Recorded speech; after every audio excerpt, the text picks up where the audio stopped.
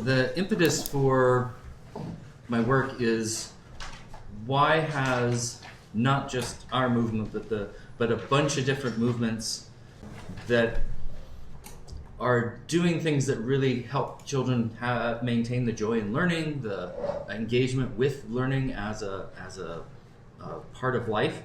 Why are they all so marginal? All of them are marginal. There's no mainstream that's doing it well. I know this because I did research in looking at patterns of motivation in the Village Free School and the Village Home Education Resource Center, and they maintain intrinsic motivation, unlike all mainstream schools that have ever been measured, in which it declines. So when I realized that that doesn't just mean they're kind of not being very effective at teaching. It actually does mean that there's harms being done to the people. Like that's a symptom of psychological harm. Okay, and we're gonna get into what that really means. And when I realized, okay, that's really problematic, and we need to discern, as the title says, educational toxins from nutrients. It took me a long time to be that quite bold about the claim, but then in the process of writing books, I finally came down to it.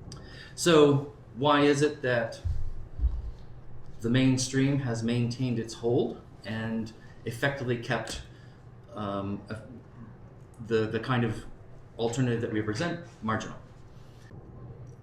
Like, why do they think we're crazy when they show up and say, that looks cool? The teachers, I've never been anybody who didn't recognize that it was cool in some way, but then they would say, that doesn't work for my kid, or they might say, that wouldn't have worked for me as a kid, or they say, that won't work in my classroom or my school. So what I'm claiming is that it's because the roles of academics, authority, and agency are confused in the mainstream.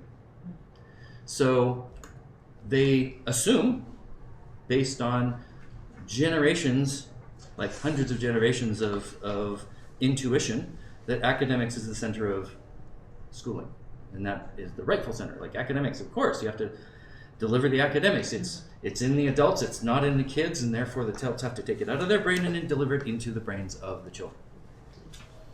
I'm claiming that's incorrect. I'm not saying academics are irrelevant. I maintain they are relevant, but they're peripheral, not central. They take authority to be either irrelevant or of marginal consequence. And so imposing authority on children, it's like, it doesn't really matter if you do it a little or you do it a lot. Now, obviously in this room, we have a different attitude about authority, okay? But there's also, I think, a really important thing to recognize in the 60s, 70s era, in which schools like these were really having a boom time. A lot of the rhetoric was about no authority or abandoning structure, which meant usually authority. And I argue that that was also incorrect, and that's why most of those schools died, is that they did not get the balance between these elements correct either.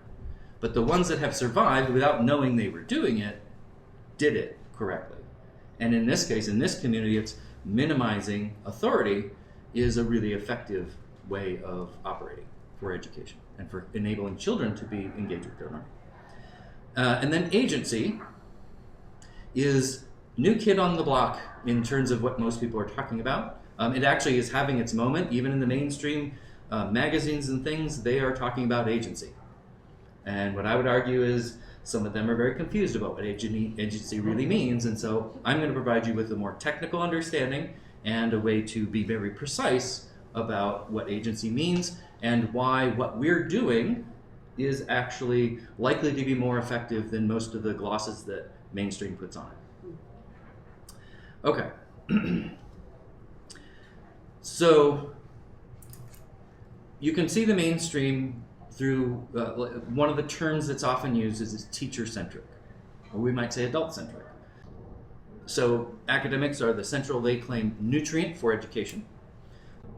Authority is neutral or maybe even positive, and then agency is just not relevant. Then you get to learner-centric, the kind of reaction against that teacher-centric thing, and a lot of us are probably think that sounds good. However, it maintains that academics may be neutral, but they also may take authority to be neutral in some, like if you, Joyce and I, so Joyce is my partner, and if anybody who didn't know that yet. and so we've done Education Reimagined has like an orientation thing. They're actually focused on mainly public schools, but they welcome anybody. And they're really trying to talk about that learner-centric model. However, they don't really have a conversation about authority. And so I take the absence of a conversation about it to mean they take it to be neutral or irrelevant. And then I would say that the other aspect that came through learner-centric is that active participation is the nutritive thing. However, I think that can be confused with, in psychology, we have what we call behavioral engagement, but then there's deeper levels of engagement besides that. And so the idea is that they would look at behavioral engagement as adequate if they're not having a deeper conversation about what active participation actually means. Or experiential education is another one. It's like, okay, well, get the kids outdoors and do stuff. And that can be very good. But if you're only saying participation is enough, if just doing it is enough, then I think you're missing aspects. And so it's not really a conversation about agency. It's merely a conversation about participation, and that can lead to deficits in the environment. Okay. Oh, so let me give a broader picture. I'm going to try and keep this. I'm not going to talk for an hour. Okay. I love to talk, as you can probably tell. But I recognize that you're not going to take it in after a little bit, and I'm going to try and keep it short, and then we'll go to Q&A so that you can really poke at what I'm saying. All right. So, okay, so some examples of the kind of that seem to be going towards learner-centric are things, Waldorf actually, debatably, but some of the environments that are called Waldorf are more learner-centered than say mainstream. An example I have is actually very teacher-centered, but natural learning relationships versus Bond, Josette Lovemore's model. They're trying to be very learner-centric. The high-tech, I don't have anything there. But the deeper learning, you see on Joyce's tag, there's a deeper learning. We actually went to their deeper learning conference, and that's where we got those cool name tags. The holder, we made our own actual name tag.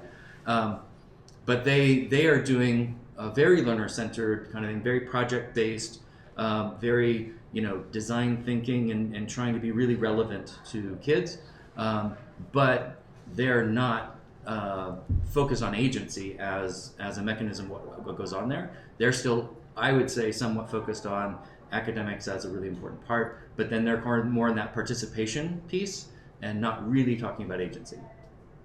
Okay, so how to understand this as really, how can we really understand the importance of this?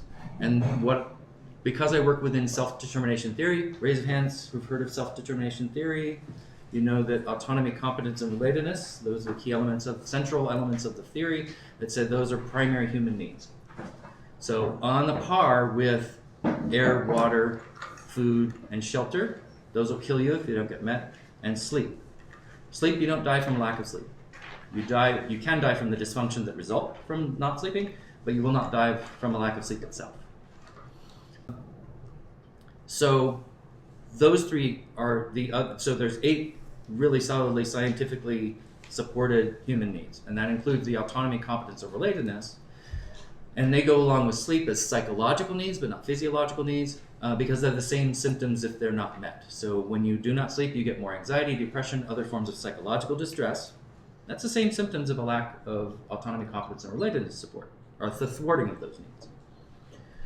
So what I'm going to do, what this is, and you've probably figured it out if you've read it, is there's an analogy to be made. Let's think about the analogy with air and psychological needs. Does this one have the food part on it? No, it doesn't. Okay, so in the book, actually, there's an updated version of this, which there's another column for food. Because thinking about those as established primary needs, then we need to compare and say, are these psychological needs more like food or more like air? So thinking about air, our air, let's pretend we're going to go see a shipwreck at the bottom of the ocean, and there's some neat fish there, and you want to see the fish. Okay, it's so deep that you can't just hold your breath and go for it. Like, it would take too long, you wouldn't get a satisfying view, or you couldn't even get there. So you need to take along some air. So you go to Amazon and you say, okay, send me a tank and send me some oxygen, because that's all I need, right? So I'll just fill it 100% with oxygen. Is that a good idea? No, it'll kill you. 100% oxygen is poisonous. In fact, more than about 24%, 23% oxygen in the air you're breathing will kill you. It is toxic. So it turns out that about 80% of our air is neutral gases like nitrogen, argon, water vapor, a whole bunch of other stuff that it doesn't feed your cells, it doesn't hurt your cells, it's just there. Okay? So say, okay, great, I'll get some of that, put it in. And I'll just put it in, guesstimate the thing, and if I don't have enough oxygen, my suffocation response will tell me. I'll just breathe it in, and if I start to suffocate, then I need to put more oxygen. Will that work? No. Our suffocation response is geared to detecting when we have too much carbon dioxide, which is poisonous to us, which is toxic, because that's what we exhale every breath. And so when we're putting on the mask and doing this thing, we can never get zero carbon dioxide because we're the ones producing it. Okay? So all or nothing, all oxygen or zero carbon dioxide, those are not viable. That's not real. Okay? That's not realistic. But we do need a whole bunch of that neutral stuff as well. So that's the key to the table, is we have active toxic ingredients, we have active nutritive ingredients, and then we have neutral ingredients. Now with food, just to add on from here, with food, the neutral stuff is stuff like fiber. It actually needs to be there for colon health and a variety of reasons, but it doesn't actually feed your cells something that they need. It's just helping the system in a different way, but it is necessary. Potential toxins. Cyanide is actually found in a variety of foods. I think avocados and Apple. I think apples have a little bit, maybe, or the seeds definitely. I figure there's some of the lovely greens that a lot of people like actually have small amounts of toxins in them. So there is some level of toxic material in there, but it has to be at a low threshold. And then the nutritive ingredients we know in food, that's where we get them. The whole idea of nutrients actually comes from thinking about food and that there are necessary elements within food that we actually need. But the provision of air and the provision of food are fundamentally different. Food, so some of you are actually eating right now, but some of us ate hours ago and haven't eaten for a while. Okay? So food, I haven't eaten here at all, but I ate at our Airbnb. So food, I can come here and my food's still going, still nutrifying me. I don't know what the verb is. I'm still being fed by it. But air, can I go inhale at the Airbnb and come here and have a no air environment? Nope. Not for more than about 2 minutes. Brain damage in 5 minutes is the standard line. Of course, there's people who've made exceptions to that through special techniques, but the main idea is 5 minutes you're going to have brain damage if you don't have enough oxygen. So the provision of food and air are very different. Now let's think about schools and how this applies. First of all, some schools serve lunches, or they make sure that the kids can have lunch during that day, because they recognize that that's a thing, right?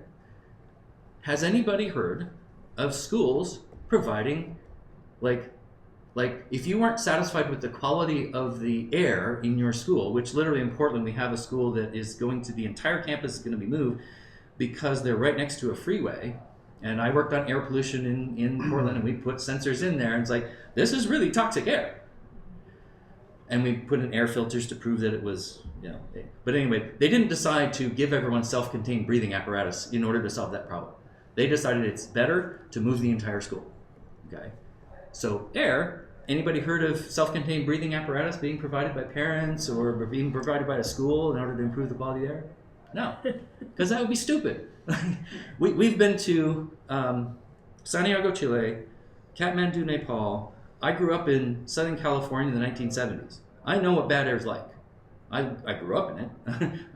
LA in the 70s was bad. In fact, Portland has worse air than LA does now. LA has momentary events that are far worse, but Portland has a steady state of bad air because of regulations things. I worked on that issue, so I have a lot of knowledge about it. And Denver was legendary with the brown cloud. Right, That's right, right. right. We see? Yeah, it was kind of there was a bit of a brown cloud when we came in, so not surprising. Nothing like the 70s. yeah, nothing like it used to be, and which is why working on air pollution was something that I was doing like bookkeeping. I was the treasurer. I was doing all this. I was the primary administrator. That's not where my joy is. So 8 years, I said, okay, enough. But working on air is like a meaningful thing nonetheless, and so I was perfectly willing to do it for 8 years. Okay, so now let's think about schools more deeply, and thinking about schooling as my proposal is that the toxin is imposed authority. So authority per se is not the toxin. And that's where the 70s kind of rhetoric around abandoning authority or not exerting any authority, even Daniel Greenberg, who started Sudbury, it's like he made some statements that I would argue were not supported by the current understanding of the role of authority in how people work, how psychology actually works, how people are wired. He was right, as was the schools that minimized authority, because it is the toxin when it's imposed. So he was on the right track, he just took it to a little too far. And a lot of the conversations we've been having, that I've been hearing here, have been about, is this justice system, is that feedback loop really working? Do we need to impose as adults? And so we're feeling that out. It's actually an important question, and I think that psychology has some interesting information to put into that conversation. Okay. So imposed authority being a toxin, I think we can, we're on board with that. The nutrient is agency. So let me explain agency a little bit. So from self-determination theory, we know that we have those needs: autonomy, competence, and relatedness. What happens when you get those needs satisfied is that you get more what we now call autonomous motivations. Intrinsic, extrinsic, not a very helpful dichotomy, because extrinsic is now broken down into 4 different categories, and 2 of them have positive effects on well-being. So some extrinsic motivation is positive, not neutral, it's positive. And then the ones you're classically familiar with, the manipulation by rewards and punishments, which we call external regulation, yes, that has negative effects on well-being. But so does the what's called introjected motivations. Those are where you've got guilt, shame, pride. You can think you're doing it for a positive reason, like pride and things, which in the introjected motivation thing, there is some that's kind of neutral and maybe even slightly positive, and that would be things like pride in the positive sense.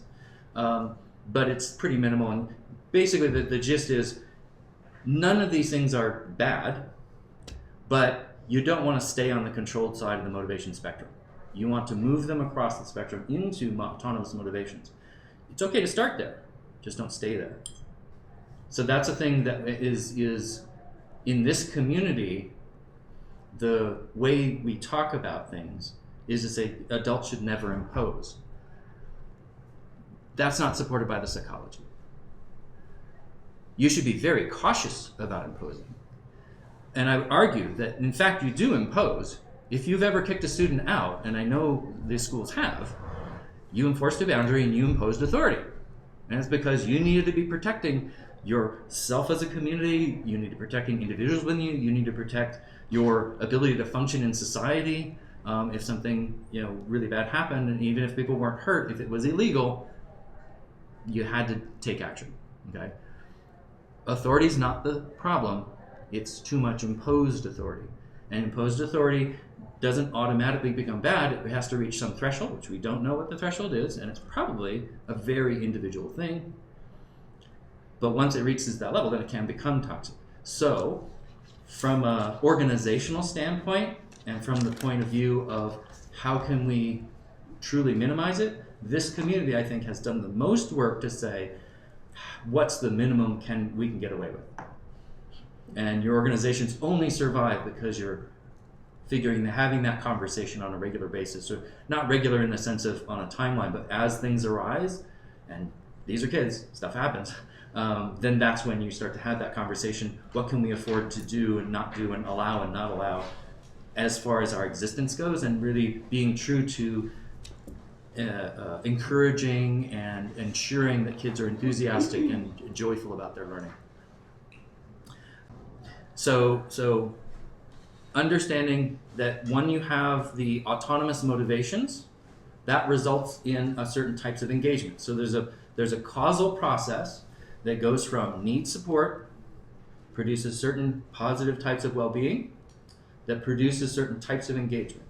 So in engagement, we talk about there's 4 different kind of aspects of engagement. You have the behavioral, and that can just be going through the motions.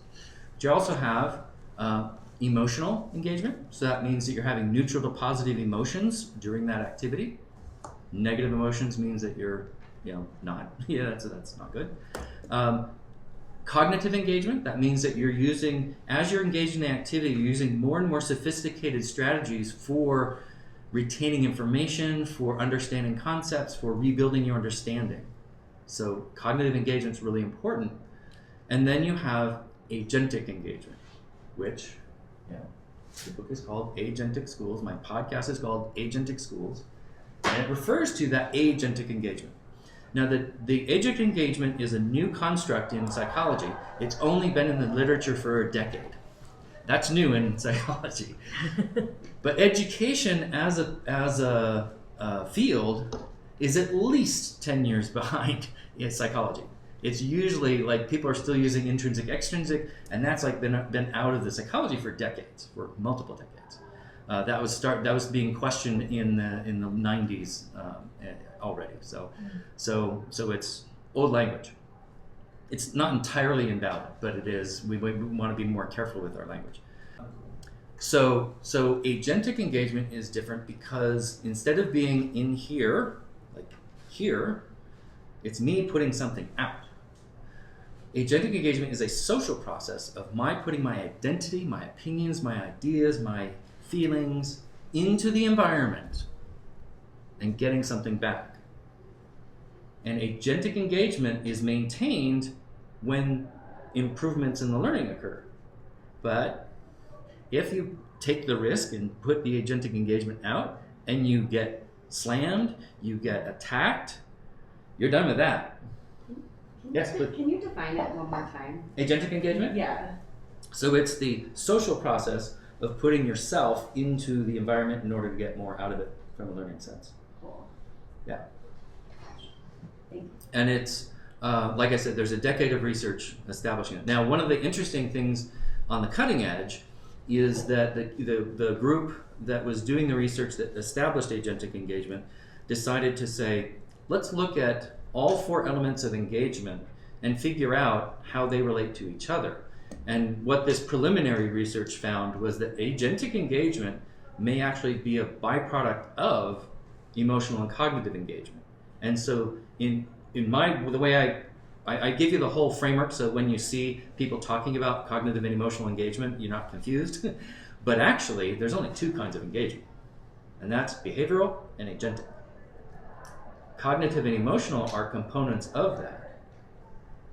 So there's, did you have a question? I was just going to make sure, I heard the word agentic about 15 times, Yes. and I couldn't spell it Ah, in yes. my ears. And so it's a derivative of agency, Yes, right? correct. This isn't a, okay. I wanted to make sure that wasn't a coincidence. No, it's not. It's not. Basically just the alternative. That's of the agency, etymology, right? Yes, exactly. It's a different form of the word. So I'm focused on agentic schools because that's what I believe is the unifying factor, or should be the unifying factor in deciding who are our natural allies in the larger education sphere. And it also, because it's scientifically defined, it gives a way to collect data on it, to start to really have a way to discern and say, okay, I don't care what I personally do not care what your pedagogy is. Could care less. If you accomplish this, good on you. If you can do that in a teacher-centric way, I'm all for it. Because I know that if you've got your autonomy, competence, and relatedness needs satisfied, and actually your beneficence is in there too, but it's secondary. We can talk about that later. But if you've got those needs satisfied, you're a full and functioning human being. Now you do have, and I want to clarify this, you do have what's called particular needs as well, and that's actually on the handout here. When I say learning needs or nutrients, components of agency, particular needs is also in there. So particular needs, if I were to walk out the door and get hit by a car and have to go to the hospital and get put on life support, I suddenly have a very particular need that none of you have. You can't take me off life support and expect me to live. Okay, so I have that particular need, but it's not universal. Not everyone needs life support in the hospital. So that's a particular example of a very individual particular need. But some people have needs that arise out of their cultural context. I've been to Shanghai, I've been to Nepal, and the ways that those cultures support autonomy, because they're in collectivist cultures, are different than how we do it here in the West. The need is still there, the need is universal, but how a culture values certain things and puts it, that's a cultural need. If you've been in that culture, then your understanding of it is different than someone from a different culture. And that's just like cuisines and food. You know, the nutrients still are needed, you know, but you can do it, you know, with great sauces and spices and things like the Indians do, or you can do it like the English do and boil everything to death and, you know, whatever. There are variations, cultural variations in how we meet those universal needs. And then you have situational needs. So I don't have a good example for that one. But basically, there's situations are going to be sort of, well, think about an astronaut who went up to space. They're in a situation where they need to meet their universal, they need to be really careful about meeting their universal needs for air and food and stuff. And they need to be really careful about it, and that's not a situation that we have, and so we don't have the same context for meeting that need. It's like different climates. Yeah, different climates too. We're staying very hydrated here because we're from wet Oregon, the wet side of Oregon. We do visit the dry side, but you know, like we have to be really careful about our hydration. I do. Okay. So you basically, I think I've actually. Let me go into the learning toxins. That box right there. So the key thing about the toxins is to understand that the demands that compose imposed authority come from a variety of levels. The airplane story, the airplane day story, is one where that was not your doing. That was not the school's doing. That was literally agents from a different organizational and cultural milieu coming in and creating a toxin in that moment. Mm-hmm. Now, you had a lot of resilience, and everybody in that situation from the school seems to have had a lot of resilience around, we're going to confront this, we're going to deal with it in the moment, where he would, you know, check in, find out what's going on, and then follow up. So that's where, you know, the different levels. So you have individual, organizational, and societal demands. Is what they were doing was expressing a societal pattern. In a sense, it's not all entirely their fault. They do have fault.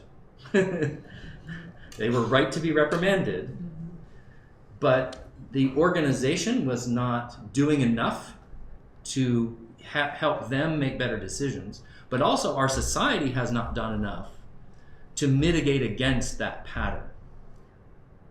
And that's where our reaction, even collectively yesterday in the room, was of a certain type, because we recognize that that is not okay. And we as a society need to do better. So all those levels can impose on any classroom. And so even our lovely utopian kind of environments are not immune to those outside influences, which is why my work focuses on those larger levels and scales. Is our mission at Deeper Learning Advocates is to embed the psychology of learning in policy, so policy stops undermining learning. It's that simple. Now, we're shifting a little bit because we're realizing that it's not just a policy problem, it's a larger societal pattern problem. And so I have some ways that I'm starting to think. The book just prior to this one is called Schooling for Holistic Equity. It's 500 pages, actually over 500 pages, because I really delved into it. And then this one popped out after that one was put to bed, and I said, wait, I gotta. And then I made there's about 10 videos on my website that actually became this book.